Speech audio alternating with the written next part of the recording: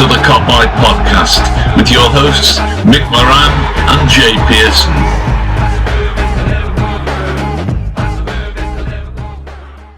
Hello everyone and welcome back to the Kopite podcast. As usual, I'm Mick. I'm joined as usual by Jay. The Reds go marching on. A nervy 3-2 win last night against West Ham, but that's now 79 points after 27 games. 18 wins in a row, equaling Man City's record. 21 home Premier League wins, equaling our run that we set back in 1972 under Bill Shankly. And we're now 4 wins away from winning the Premier League. Happy days, mate. Should we just end it there? In fact, where the fuck was you reading that then? That's a fucking good memory, that, mate. Yeah, it's unreal, isn't it? I mean, how did you feel before the game? Like, playing West Ham at home on a Monday night? I play footy every Monday night. And I said to one of the lads, I started to play footy at 7. I said, this is going to be a stat padder. I thought it was going to be 4-5-0. All right, okay, yeah. And how wrong could they have been? Massively wrong. And I don't know if that's me just getting a bit complacent and just expecting so much of this Liverpool team. I think every week we've been playing the so-called lesser teams, we've expected a 4, a 5, a 6. But it just hasn't happened this season at all, has it? That's not the way our season's gone. I always fancy us to win. But I thought that game, we'd really just absolutely batter them. I thought we'd really just go, right, swat them everywhere. Yeah. But it just didn't happen that way, did it? No, it didn't, mate. It didn't. I was going into the game thinking, right, I'm confident of getting the 3 points, but I was expecting a tough game because West Ham are a very, very tough opponent. I mean, they've shown that at Upton Park. They've shown it in previous games against us. Not so much at Anfield, because last season we did sort of batter them, but again, just I don't know, the way they're playing at the minute and stuff like that, it does show that they are a much better side. But yeah, I was expecting I thought it'd just be comfortable, it'd be tough, but I thought it'd be comfortable in the end. But yeah, I mean, it's finding a way to win again, aren't they?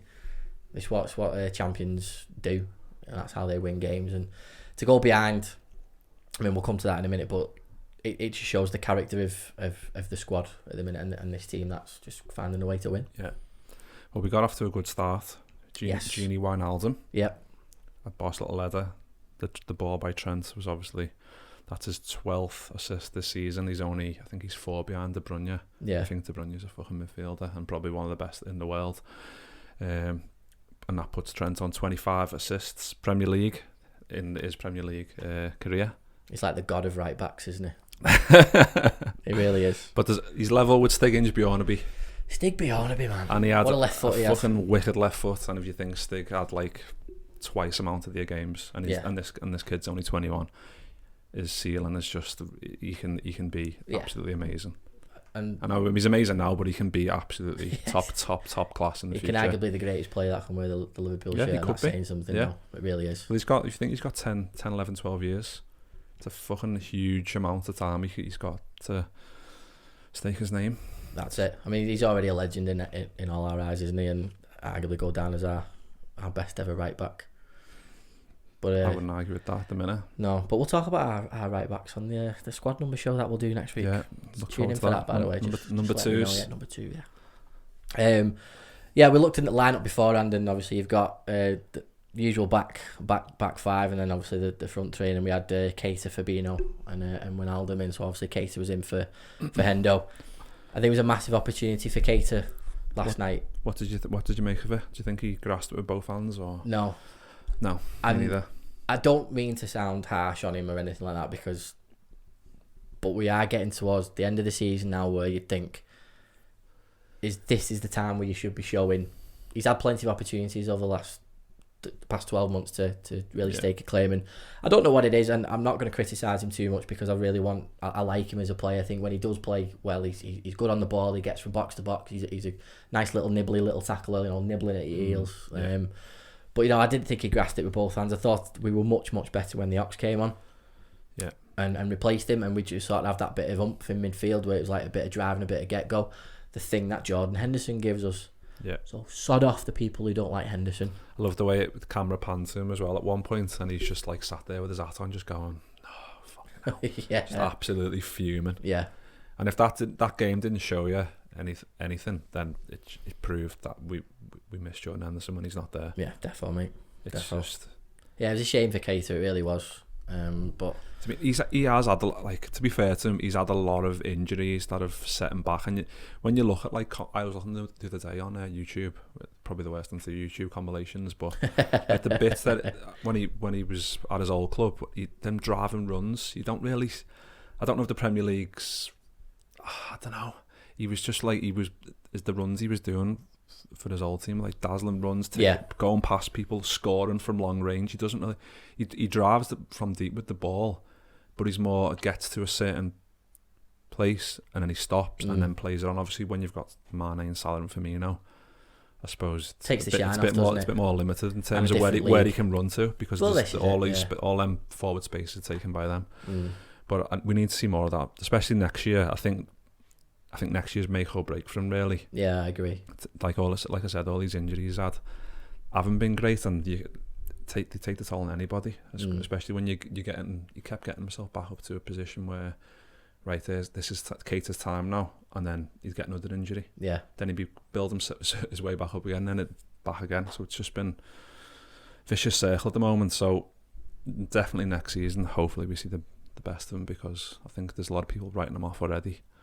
That's because of the money, I think. And, of course, which is fair enough. Always brings pressure on you, a price tag like that, and especially when we'd signed him 12 months in advance, and everyone's excited for him to come in and thought he'd be, a big missing piece of the jigsaw. Turns out Fabinho was that missing piece of the jigsaw. But yeah, I mean, I'd rather have Keita in the squad than not have him, if that makes sense. Definitely. Because I just do, there are some games that he does do. I mean, he does tend to play well away from home for me. When he does, so you never know. He might play at the weekend against Watford. I definitely thinks he keeps his place.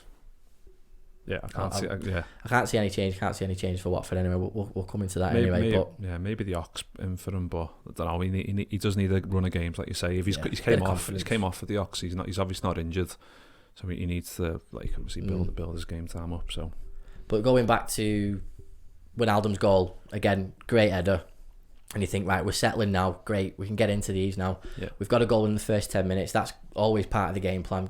Get them early and then we just batter them for the rest of the first half. And then Diop scores on 12 minutes and fair play to them, to be fair. I can't really argue to them.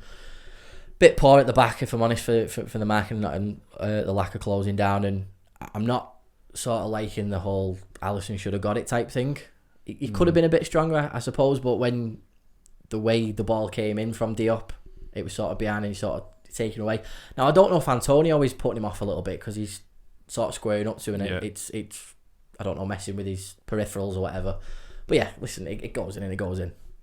It's just another one of them. You can't really, you can defend against them, but there's certain ones like the one against Atletico where it's like it's just a circumstance and it just happens, and then a couple of things happen, and then you can't really blame Alisson for stuff like that. No, exactly. And listen, if people want to crush Alisson for that, which I don't think anybody is, but if anybody's in their mind to do that, then he saved us umpteen amount of times, hasn't he? Well, at the end of that game, he did.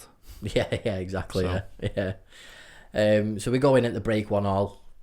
Again, it's one of those games where you just think, right, but struggling that first half, let's just come out. You think they're going to come out firing? Yeah. And we did try, and then at the beginning, then on 54 minutes we go 2-1. Credit to Declan Rice, nice little ball in. I do like him as a player. I think he can be really good. I think he does need to move away from West Ham, don't get me wrong, to fulfil his potential. But it was a great ball in, nice little finish. Again, can't really do much about the finish, can you? It's pretty decent. He's caught it weirdly, but it's right in the corner. Yeah. There's nothing you can do really. But you're sort of watching it and you're going, shit. Yeah. It was like in slow mo. What do we do now? We're 2-1 down, and you think this doesn't happen. This doesn't happen at Anfield. So what do we do? All of a sudden, it was just a proper surge, wasn't he? Forward. I think we had like 7 or 8 corners in the space of like a minute and a half. Yeah. But you knew. That's the thing with this Liverpool team. We say it week in, week out. You never write them off.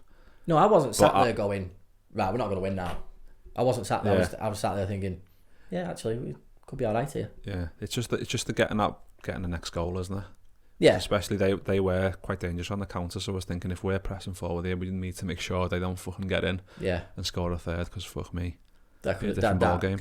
That could have been a bit of Yeah, there goes the unbeaten streak, doesn't it? And there's our first loss of the season. Can't believe I'm saying that, and it's nearly March, but yeah. But then on 68 minutes, Mo Salah comes up with a goal, and I will take any goal, anything, I don't care, as long as it crosses that line. There's no VAR. Goal line technology says absolutely sound. Poor Fabianski, but I don't give a shit. He made a few good saves throughout, didn't he? One against Trent and that, but no, you take them. I was just thinking of all the rival fans, like the City fans, watching it going, oh, typical fucking Liverpool jammy bastards. I was like, I don't care. The amount of times goalkeepers come to Anfield and turn into fucking Superman. Yeah. You can count them in the hundreds. It's true. So about time that we got a fucking bit of luck with the keeper. Correct. Yeah, defo. Well, even though apart from that, he did play well. But yeah, he was. But again, we take the Dean Henderson one at Sheffield United. I don't care. That's how you go in. To win a league, you've got to have a bit of luck, and we certainly had a bit of luck there to make it 2-2. So yeah, and it just felt like the crowd was up for it a little bit more when that second goal went in. It felt like we were sort of like sucking the ball towards the Kop. And then I mean, just on 70 odd minutes when Firmino basically clears it off the line when he should score. Do you know what I mean? I don't know what he was doing there. Yeah. If he was a bit taller, he would have just went. Not about it. Do you know what I mean? Should have done a Balotelli in it with his shoulder. But that was thinking, oh no, when things like that go wrong, you think, right, that's it. It's not going to be our day. But yeah, Mane, 81 minutes pops up. We'll take him 3-2. Great goal. I mean, I think it's a shot from Gomez originally, isn't it? Yeah. Flicks through and then Trent there, and then It was always going to win when Joe Gomez is shooting with his left foot. Don't know what he was thinking there. Like, not a clue, but nice little deflection. And then, to be fair, we're quick to react. You know, we know. I think this team knows obviously that they've done it now, so they're not settling for a draw and thinking, all right, well that's it. They're chasing down lost balls, thinking, hang on, we can get a massive points tally here. We can get the most amount of wins and all that sort of stuff, and I love that about them. I think in a way that makes like you said, because they probably know behind closed doors that it's like obviously we're so close. That does take the pressure off in a way, because it's like, well, we haven't got to win. Correct. So in a way you can go, well, let's just fucking put our minds to it and get back in the game. That's what we did, thankfully. Yeah, thankfully. And then obviously we had a goal disallowed as well, for offside. Again, not going to complain because it was offside, but there you go. So VAR not working for Liverpool. Jesus. Again. Take me tablets for that now. Right there, we're Liverpool, aren't we? Fuck me. Yeah, we are. So we're looking at the match stats now. We had 69% possession, again just dominating the ball as per usual. 25 shots, although 7 of them were on target. So you just think it's like playing Champ Manager back in the day. You think all them shots and only a little of them were on target. That's not good, is it? No. 16 corners and only 4 fouls to their 10. So a pretty dominant performance. And like you said, that puts us on 79 points after 27 games and 26 wins. Just unbelievable. And I think that's the amount of points United won the title in like 2000, I think. 79. Yeah. Which is mad, as it proves how far footy's come. It does indeed. You've got to get into the high 90s now to win the league. Yeah. It used to be like 70s and low 80s, didn't it? It did. So when you look now, the next 4 games will win us the title. Watford away on Saturday, Liverpool Bournemouth on the 7th of March, Everton Liverpool 16th of March, Liverpool Palace on the 21st of March. So obviously it's the Palace game where we can do it, providing City win every one of their games. It's just nice to see, isn't it, mate? Then 4 more wins will get it for us. Don't think it won't seem real to me till that happens. Yeah. And even still, I think it'll take a couple of weeks for me to actually fathom it, because it's just like it's been such a long time in the making. Yeah. Especially after the last year coming so close, it would have felt so much sweeter last year, I think, because if we would have pipped them rather than us pipping us. Well, it's like that question I asked you about 3 months ago on the pod. Would you rather win the league with 10 games to go or 10 minutes to go? It's 10 minutes. It's one of them, isn't it? We're getting the best of both worlds. You pip it at the last minute, or you can say, we sniped it at the last minute, or you can go, we've absolutely walked it. Yeah. Either or, innit? Either or, just give me one. I don't give a shit. As long as we all get Premier League winners medal, don't care. But looking ahead to Watford then on Saturday, I think the lineup stays the same. I think Keita goes straight back in. As much as the Ox was brilliant in coming on, I think again from being an impact player at the minute, I think that's the best for Ox's game at the minute when he's coming back to full fitness. He probably is to full fitness now anyway, but I just like the way teams can sort of shit themselves and go, oh, the Ox is coming on now, because we know how dangerous he can be. Plus again gives Keita another opportunity. But yeah, we're definitely missing something when Hendo doesn't play.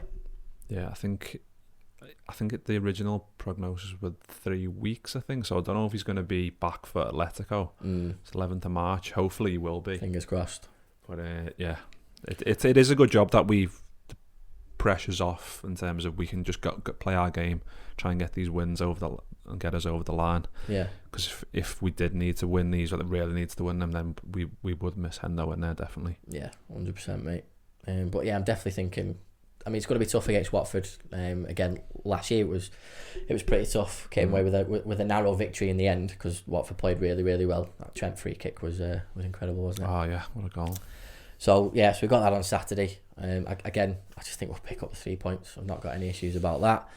Bournemouth at home, fine, and then obviously we've got Atletico in between. Bournemouth and the Ev. But yeah, mate. I mean, thoughts on the next 4? You can't see Liverpool losing, can you? No, you can't. Not at the minute. That's the thing. I'm looking past these, and I'm not looking past. The next game I'm kind of looking forward to properly is the Atletico Madrid game at home. Yeah, that's the one. It's gonna be absolutely huge, isn't it? Well, when we look at the Watford game on Saturday, what that will mean is that will be the record of 19-match winning streak. Obviously, City did that a couple of years ago, and it was. Okay, yeah, that's not going to be beaten for a long time. We've just equalled it. Yeah. So we can go 19-match win streak on Saturday. If we do Bournemouth, it's a 21-match home streak. Palace obviously gets us the title. If we win against Villa, 50 matches unbeaten, providing obviously we win against, don't lose against City. Brighton would equal a 12-match away win streak. And obviously Newcastle at the end of the year for going unbeaten. So that's a really cool graphic that Sky Sports had. And it just when you're looking at it, I'm thinking, Jesus, we're not just winning the league here, we're blitzing everybody, we're breaking all kinds of records. Yeah. It's just, there's nothing more we can say about this. We'll probably do a podcast at the end of the season of 30 minutes worth of compliments and niceties you can say about the Liverpool's and that still won't be enough time. Well, we'll take some snippets from our audio pod as well and throw them in. Because they must be we must be repeating ourselves just week on week going, oh, Van Dijk's boss, Allison's boss. But no, was it 12 games left, and especially after last year with City, with smashed all them records. Klopp got asked last night, do you think he would have never thought that we'd equal their 18 wins in a row? Yeah. So the fact we've done that and we can better them and we could set way better records than they did last year, which is scary, to be honest. It's gonna be one of them. It's gonna be like a Mo Salah debut season, I think. Right, in terms of how like fucking freakish it is. Not freakish in it shouldn't have happened, but how consistently good we've been. Yeah, I don't think you can do it that often. It's you'd have to be fucking a robot, wouldn't you? Correct. But the commentator said last night when I was watching the game, like that it's like the programs, and it is in a way. It's just like, right, we'll go 2-1 down, right, doesn't matter, we're going to come back anyway. Yeah. It's just been that throughout the season, which has been, obviously, as Liverpool fans, it's fucking boss. Champions elect, mate. That's what we do. That's how we do, as Van Dijk says. Absolutely. Obviously, for those of you that are watching on YouTube, we just want to appreciate you taking the time to watch us. Hopefully you've enjoyed the squad number show that we've done. We will be doing recording the next one this week or next week, so it'll be out within the next week or two. Probably going to do a couple and we'll throw them up, so you've got plenty of content to look at there. Mick's going to test me on the next one. Yeah, we're going to alternate, see how that goes. So we appreciate the comments and the likes and people subscribing as well, so we would continue to encourage that. Because we're going to have loads more boss content coming up. We've got some really cool stuff lined up, haven't we, mate? So we'll keep you in suspense with that at the minute. But yeah, so the Reds go marching on, mate, and we'll see you next time. See you next week.